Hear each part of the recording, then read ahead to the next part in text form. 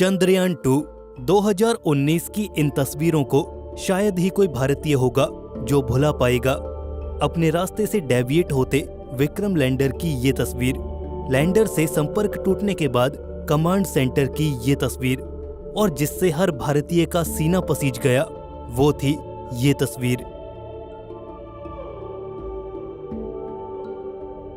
खैर, इन्वेस्टिगेशन में पता चला कि चंद्रयान 2 चांद की सतह पर किसी सॉफ्टवेयर ग्लिच की वजह से हार्ड लैंड हुआ था। सतह से करीब 2.1 किलोमीटर ऊपर से चंद्रयान 2 में गड़बड़ी शुरू हो गई थी और वो अपने प्रिडिक्टेड पाथ से भटक गया था। अगर उस समय भारत चांद पर विक्रम लैंडर को सही सलामत उतार देता तो भारत चांद पर उतरने वाला चौथा देश बन जाता, लेकिन शायद कुदरत को ये मंजूर नहीं था। भारत के चंद्रयान 2 से कुछ महीने पहले इजराइल भी चांद पर परास्त हो चुका था। Israeli space agency space oil का बेराशीत लैंडर भी चांद पर उतरते हुए एक सॉफ्टवेयर ग्लिच की वजह से हार्ड लैंड हुआ था। इसके अलावा 25 अप्रैल सन 2023 को जापान की एक प्राइवेट स्पेस एजेंसी आई स्पेस द्वारा भेजा गया हकुटो आर लैंडर भी चांद पर उतरते वक्त किसी सॉफ्टवेयर ग्लिच की वजह से सतह पर क्रैश लैंड हो गया। लेकिन भारत ने हार नहीं मानी, बल्कि उस गलती से सीखकर निर्णय किया है चंद्रयान 3 का, जो कि जल्द ही जुलाई 2023 में लॉन्च किए जाने की बात की जा रही है।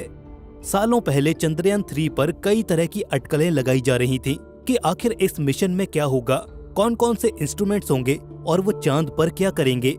तो आज के इस वीडियो में हम चंद्रयान 3 के बारे में जानेंगे एकदम डिटेल में।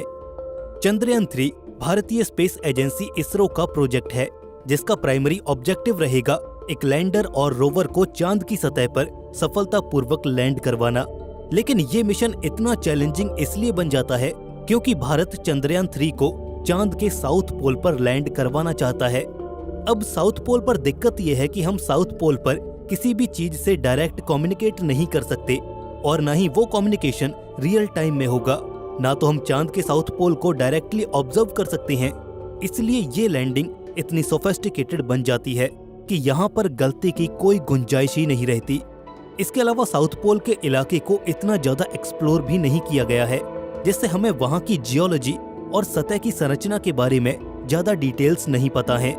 इसलिए भी चांद के साउथ पोल पर लैंड करना थोड़ा मुश्किल काम है। इसरो का चंद्रयान 2 भी चांद के साउथ पोल पर ही क्रैश लैंड हुआ था और चंद्रयान 3 को भी साउथ पोल पर ही उतारने का प्लान है। अब आपका ये सवाल हो सकता है कि अगर साउथ पोल पर उतरना इतना कठिन है तो हम बार बार साउथ पोल पर ही क्यों जा रहे हैं। तो इसका आंसर ये हो सकता है कि चंद्रयान 1 ने चांद के साउथ पोल पर ही पानी की खोज की थी, और आगे चलकर नासा के ल्यूनर रिकॉनेसेंस ऑर्बिटर ने ये कंफर्म भी किया था कि हाँ, वाकई चांद के साउथ पोल पर पानी मौजूद है। चांद के इस इलाके में कुछ ऐसे क्रेटर्स मौजूद हैं जो हमेशा सूर्य की रोशनी से दूर अंधेरे में रहते हैं। हमें वहां पर पानी मिल सकता है। इसके अलावा सूर्य के रेडिएशन से दूर होने की वजह से उन क्रेटर्स में अगर हमें जीवन के संकेत मिले तो वो एक बहुत बड़ी खोज होगी। इसके अलावा हमारा चंद्रयान 2 साउथ पोल पर ही क्रैश हो गया था, और मेरे ख्याल से चांद के साउथ पोल पर दोबारा उतरने के लिए इतनी मोटिवेशन काफी है। खैर, हमारे इरादे वही हैं, हमारा मकसद वही है, लेकिन चंद्रयान 3 ये बदल चुका है। ये चांद की सतह और ऑर्बिट से डेटा कलेक्ट कर पाएगा। इसमें एक लैंडर, एक रोवर और एक प्रपल्शन मॉड्यूल शामिल है। लैंडर और रोवर चंद्रयान 2 के विक्रम लैंडर और प्रज्ञान रोवर के जैसे ही होंगे, लेकिन कुछ बेहतर इम्प्रूवमेंट्स के साथ, जिनकी बात हम आगे इस वीडियो में करेंगे। लेकिन चंद्रयान 2 के ऑर्बिटर की जगह इस बार चंद्रयान 3 में एक प्रपल्शन मॉड्यूल होगा, जो कि किसी ऑर्बिटर की ही तरह चांद को ऑर्बिट करेगा। लैंडर और ग्राउंड कंट्रोल के बीच कम्युनिकेशन के लिए इसे रिले के तौर पर यूज किया जाएगा। चलिए अब इसके तीनों कंपोनेंट्स को डिटेल में जानते हैं। सबसे पहले बात करते हैं इसके प्रपल्शन मॉड्यूल की। ये एक बॉक्स लाइक स्ट्रक्चर होगा, जिसके एक साइड पर पावर के लिए सोलर पैनल्स लगाए गए हैं। इसके टॉप पर एक बड़ा सिलेंड्रिकल स्ट्रक्चर है, जिसे आप इंटर मॉड्यूल अडेप्टर कोन भी कह सकते हैं, जो कि लैंडर को माउंट करने के लिए है। इसके अलावा इसकी दिशा और गति को कंट्रोल करने के लिए मेन थ्रस्टर भी लगाए गए हैं। बेसिकली प्रपल्शन मॉड्यूल का काम होगा लैंडर को कैरी करके चांद के स्पेसिफिक एरिया तक ले जाना, लैंडर को एक स्पेसिफिक ओरिएंटेशन में लैंडिंग के लिए रेडी करना और लैंडिंग के समय और उसके बाद भी लैंडर और ग्राउंड कंट्रोल के कम्युनिकेशन में एज अ रिले काम आना। इसमें कोई सोफिस्टिकेटेड साइंस इंस्ट्रूमेंट्स नहीं होंगे, ये बस एक कम्युनिकेशन सैटेलाइट के तौर पर काम में लिया जाएगा। इसके बाद है एक लैंडर, जो कि जनरली एक बॉक्स की शेप में होता है। सरफेस पर रेस्ट करने के लिए इसमें 4 लेग्स होंगी और लैंडिंग के समय उतरने के लिए इसमें भी लैंडिंग थ्रस्टर्स लगे होंगे। लैंडर का भार करीब 7552 किलोग्राम है, जिसमें करीब 26 किलोग्राम का एक रोवर भी है। इसके साइड में लगे होंगे सोलर पैनल्स, जो कि इसकी पावर नीड्स को पूरा करेंगे। इस मिशन में इसरो की सबसे बड़ी चुनौती होगी सफलतापूर्वक चांद की सतह पर टच डाउन करना, और इसके लिए इस लैंडर में कई तरह के सेंसर्स का यूज किया गया है, जैसे कि accelerometer, altimeters, Doppler velocimeter, star sensors, inclinometer, touchdown sensor और कैमराज, जो कि खतरे को भांपने और सतह को सही से मॉनिटर करने और किसी भी हजार्ड को अवॉइड करने के लिए यूज किए जाएंगे। और ये सारा तामझाम होगा इस लैंडर को सही से चांद की सतह पर उतारने के लिए। इतने इंस्ट्रूमेंट्स के डेटा से ही हम सही डिसीजन ले पाएंगे, और अगर किसी सेंसर में ग्लिच आता है तो दूसरे सेंसर्स उसकी जगह पर असिस्ट कर सकते हैं। इसके एल्टीट्यूड यानी कि ऊंचाई को कंट्रोल करने के लिए रिएक्शन व्हील्स का यूज किया गया है। कम्युनिकेशन के लिए एक एक्स बैंड एंटीना यूज किया जाएगा, जो कि हमें डीप स्पेस नेटवर्क से जोड़े रखेगा। इसके साथ ही लैंडर के एक कंपार्टमेंट में रोवर भी मौजूद होगा, जो कि एक रैंप की सहायता से सरफेस पर डिप्लॉय किया जाएगा, बिल्कुल चंद्रयान 2 की तरह। रोवर 6 पहियों पर माउंटेड एक रेक्टेंगुलर चैसिस होगी, जिसमें कई नेविगेशन कैमरास लगे होंगे। एनर्जी नीड्स के लिए सोलर पैनल्स और डेटा ट्रांसफर के लिए कुछ एंटीनास भी इस पर लगाई गई हैं। रोवर सबसे पहले लैंडर को डेटा ट्रांसमिट करेगा। लैंडर चांद के ऑर्बिट में मौजूद प्रपल्शन मॉड्यूल को, और फिर वहां से वो डेटा हम तक पहुंच पाएगा।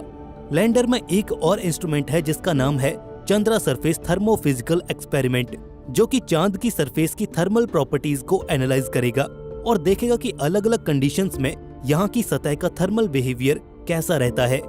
इसके साथ ही वहां पर होने वाली साइज्मिक एक्टिविटीज के लिए लैंडर पर instrument for lunar seismic activity यानी कि इल्सा को भी लगाया गया है, जो कि लैंडिंग साइट की साइज्मिक एक्टिविटी यानी कि चांद पर होने वाली भूकंपीय गतिविधियों को नोट करेगा। इसके अलावा the radio anatomy of moon bound hyper sensitive ionosphere and atmosphere यानी रंभा नाम का इंस्ट्रूमेंट भी लगाया गया है। ये इंस्ट्रूमेंट चांद के एनवायरनमेंट में मौजूद गैस और प्लाज्मा को स्टडी करेगा।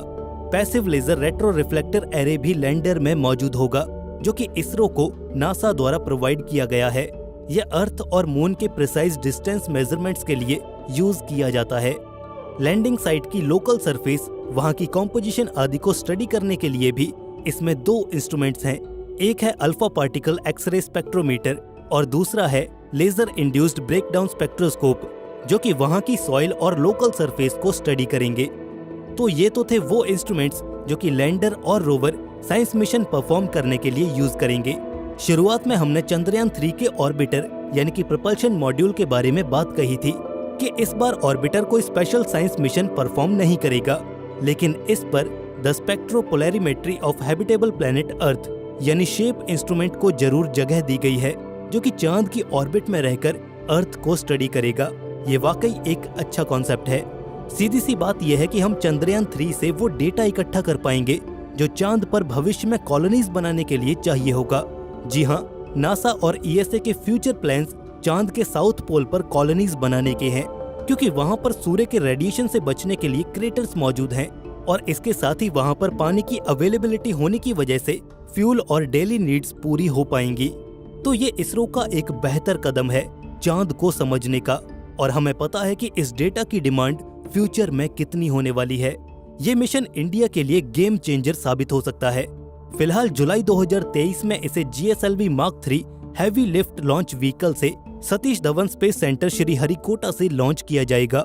खुशी की बात यह है कि इस मिशन में हमारा चंद्रयान 2 ऑर्बिटर भी बैकअप रिले के तौर पर यूज होने वाला है। और ये बात शायद आपको दुखी कर दे कि इस मिशन को यानी कि रोवर और लैंडर को 14 अर्थ डेज के मिशन पीरियड के लिए ही इनिशियली डिजाइन किया गया है।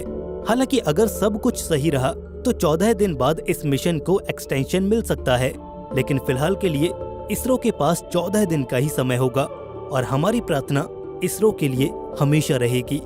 दोस्तों, आपके क्या विचार हैं चंद्रयान 3 को लेकर, हमें कमेंट सेक्शन में जरूर बताएं। इस पर आगे भी अपडेट्स आती रहेंगी, इसलिए अपडेटेड रहने के लिए चैनल को सब्सक्राइब करके बेल नोटिफिकेशन ऑन जरूर कर लें। दोस्तों, जल्द मिलेंगे ऐसे ही एक और नई इन्फॉर्मेटिव वीडियो के साथ। तब तक के लिए स्टे क्यूरियस, बी हैप्पी, नमस्कार।